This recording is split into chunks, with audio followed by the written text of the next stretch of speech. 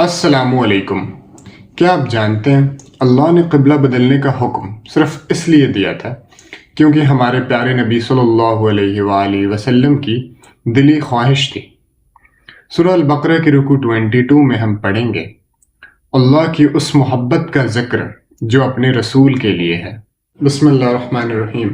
اللہ فرماتا ہے ہم آپ کے چہرے کا بار بار آسمان کی طرف اٹھنا دیکھ رہے ہیں، پس ہم آپ کو اس قبلہ کی طرف پھیر دیں گے جو آپ کو پسند ہے۔ پھر اللہ نے صاف حکم دے دیا اب سے اپنا رخ مسجد حرم مینز کعبہ کی طرف پھیر لیجئے۔ لوگ جانتے تھے یہ حق ہے لیکن پھر بھی وہ بحث کرتے تھے۔ اللہ فرماتا ہے کہ چاہے تم کہیں بھی ہو نماز میں اپنا رخ کعبہ کی طرف ہی رکھو۔ اللہ نے یہ رخ اس لیے بدلا تاکہ لوگوں کے پاس تمہارے خلاف کوئی دلیل مینز آرگومنٹ نہ رہے۔ اللہ تم پر اپنی نعمت مینز فیور پوری کر دے، تم ہدایت پا جاؤ۔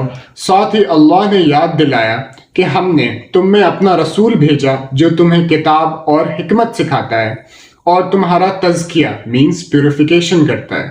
اس رکوع کا سب سے پاورفل میسج یہ ہے کہ فَاذْكُرُونِي أَذْكُرُكُمْ، یعنی تم مجھے یاد کرو میں تمہیں یاد کروں گا۔